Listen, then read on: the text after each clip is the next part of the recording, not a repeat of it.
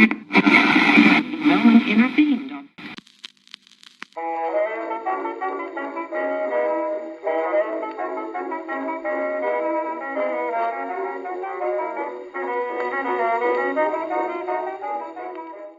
Hello, listeners of Jacqui Just Chatters. This is your hostess, Jacqui Lentz. I want to thank you, listeners, for your patience. I know this letter should have come out weeks ago. Sadly, there have been some personal hardships that have made it impossible for Diane to continue doing the voice of Aunt Ivy. I am eternally grateful for her enthusiasm and effort.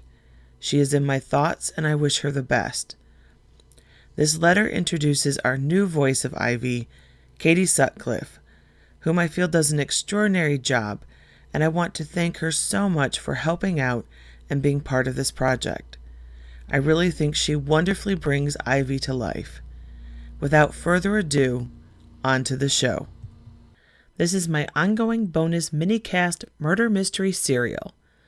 Each week brings a fresh letter in this cozy tale of murder. If you have not listened before, you are going to want to find letter number 1 and begin there. I hope you enjoy. To Silence a Scandalmonger, Murder in an English Village. Welcome to another installment of this audio drama. Play along as you step into the role of one Gwen Armstrong, who is living in 1951 Oxford, England, and is in the final months of earning her bachelor's degree in history from St. Hugh's. Your post is full of regular letters from your Aunt Ivy and other occupants of the charming village of Upper Stock Green. On the surface, it seems a serene picture of stone cottages, beautiful green countrysides, and charitable neighbors. But underneath, in the darkness, a sinful world hides, and the shadow beats the heart of a murderer. By the time the last letter arrives, can you identify the killer?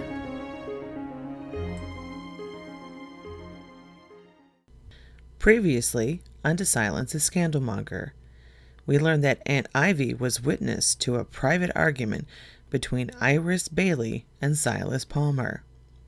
Given the nature of their exchange, she has surmised that Silas is the father of Iris's secret baby, which, Ivy being Ivy, she almost immediately went and taunted Mrs. Bailey and Mrs. Palmer with a mention of the young pair in a tete-a-tete. The mothers were rather disturbed by the information, which seemed to amuse Ivy to no end. Ivy does like to stir the pot. What will she get up to next? Let's join this week's adventure, shall we? A letter to Gwen from Aunt Ivy. 1st of April, 1951. Rabbit Hill Cottage, Upper Stock Green, England. My sweet Gwenny, greetings to you, my only niece and living relation of any worth. Your recent letter and its news has left me a bit downhearted, I must admit. Are you certain you must stay in Oxford during the Easter holiday? I know you want to prepare for your last exams.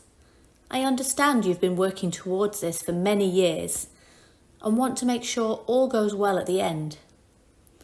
Of course, you desire to do well and make your family proud. You are a good, smart and hard-working girl. I want you to excel. But I miss your face. You look so much like your father. You have the same eyes. When I look into those lovely blue eyes with flecks of green, I see both of you at the same time. I miss him, your uncle and cousin. Rabbit Hill Cottage can be a lonely place during these celebratory seasons. I will have your room ready anyway. If your plans change and you find you can come down, even for an afternoon or one night, I shall be so happy to have you. I had all these menus planned, but they can wait until after your graduation, I suppose. I plan to put on such a celebration here, and we will invite half the village. We will go to Clarke's Ladies' Goods and get you a new frock. Or perhaps I will even make a trip to London with you. It has been a while since I've dared to venture that far away, but you are worth the journey. I wish you all the luck, my dear girl. I know you will earn those firsts for sure. Mr. Gibson has announced a halt to his sausage and bacon sales for at least a fortnight. There has been some difficulty in his supply chain, or some such rot. This news caused a queue for porridge at the post. I was able to get one of the last boxes.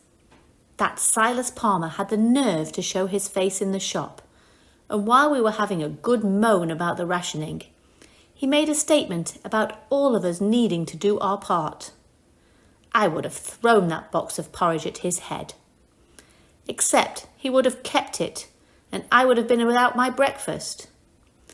I foresee dark days indeed for the village, until Mr. Gibson returns us to our usual good humour. Mrs. Owens this past week was lamenting that she has not seen any activity of the vicar at the back of the tea shop. No glimpses of him holding hands with Miss Berrycloth before making an early morning escape. While she disapproves, it does provide a certain amount of entertainment. However, Mohammed may not be going to the mountain, but it seems the mountain has been going to Mohammed. A few days ago, I went to the cemetery to lay flowers for both Uncle Herbert and Daniel, when I saw some movement in the back hedgerows, the part known as the Lovers' Corner.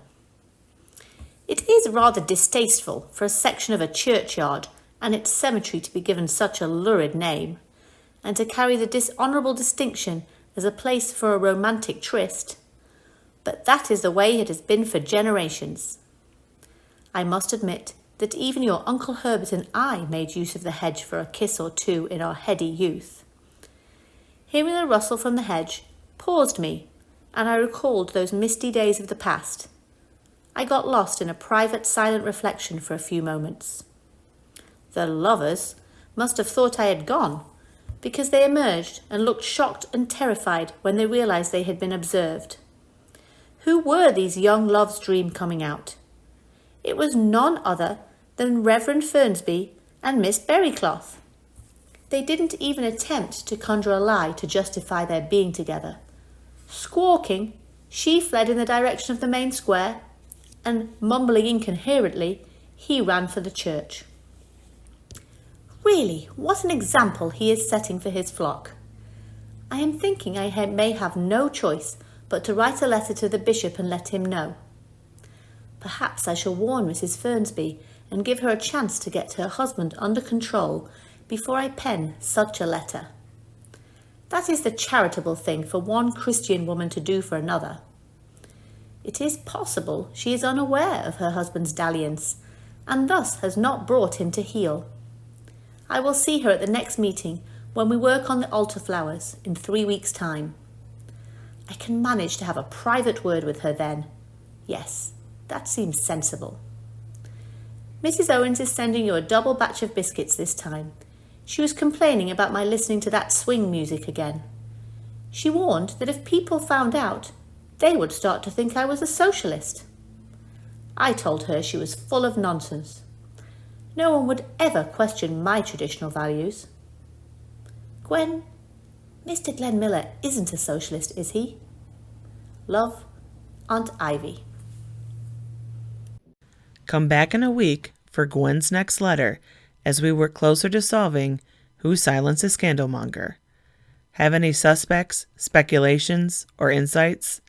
Head over to my Facebook author page and share your theories. You can find the link in the description. This podcast was written by Jacqui Lentz, narrated by Jacqui Lentz. Aunt Ivy, voiced by Katie Sutcliffe. Remember, you can follow on Apple Podcast, Spotify, Google Podcast, and iHeartRadio. Or you can find me, like, and subscribe on YouTube. If you are enjoying these podcasts, I would be delighted if you shared with your friends, left a rating on Spotify, or a review on Apple Podcast. Until next time, I wish you well.